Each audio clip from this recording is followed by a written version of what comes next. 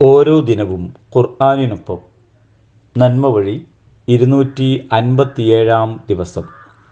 സൂറത്തുൽ ബഖറ 250. അസ്സലാമു അലൈക്കും വറഹ്മത്തുള്ളാഹി.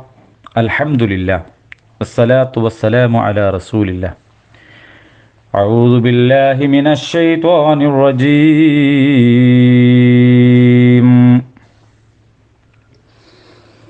ولما برزوا لجالوت وجنوده قالوا ربنا أفرغ علينا صبرا وثبت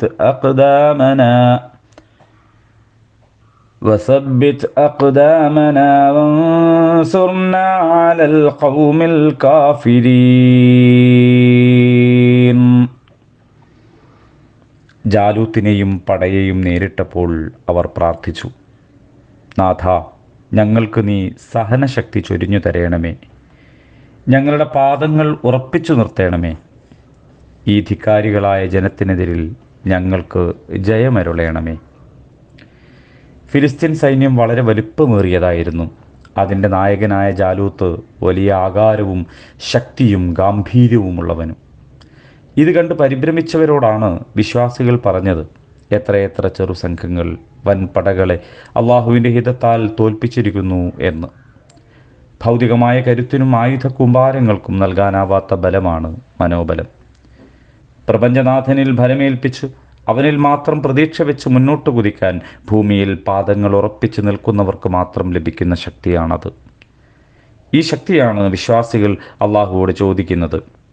സ്വന്തം കരുത്തിലോ കഴിവിലോ അവലംബിച്ചില്ല അവർ. ദുരഭിമാനത്തിൻ്റെയോ അഹങ്കാരത്തിൻ്റെയോ കണിക പോലും മനസ്സിലില്ലെന്നുറപ്പിച്ച് വിനയാന്വിതരായി പ്രാർത്ഥിക്കുകയാണ് വിശ്വാസികൾ. അവരാവശ്യപ്പെടുന്നതാവട്ടെ ഈ വലിയ പ്രതിസന്ധിയെ അതിജയിക്കാനുള്ള സഹനശക്തിയും ഉറച്ച കാൽപാദങ്ങളും. സൃഷ്ടാവിൻ്റെ പരീക്ഷണമാണ് ജീവിതമെന്നുള്ള ഉറപ്പാണ് അവരുടെ വെളിച്ചം. അള്ളാഹു സഹായിക്കുമെന്നുള്ള ദൃഢബോധ്യമാണ് അവരുടെ കരുത്ത്. ബദറിൻ്റെ തലേനാൾ നബി സല്ലല്ലാഹു അലൈഹി വസല്ലമയും സഹാബികളും സകലതും അള്ളാഹുവിൽ സമർപ്പിച്ച് പ്രാർത്ഥിക്കുകയായിരുന്നു.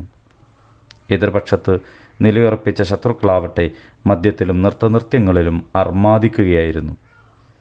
ആത്മാവിനെ സംസ്കരിച്ച എത്രയെത്ര ചെറു സംഘങ്ങളാണ് ആത്മാവിനെ മലിനപ്പെടുത്തിയ വൻ ശക്തികളെ കടപുഴക്കി എറിഞ്ഞത്. അതിന് ചരിത്രം സാക്ഷിയാണ്, വർത്തമാനം സാക്ഷിയാണ്. അള്ളാഹു അനുഗ്രഹിക്കട്ടെ. അൽഹംദുലില്ലാഹി റബ്ബിൽ ആലമീൻ.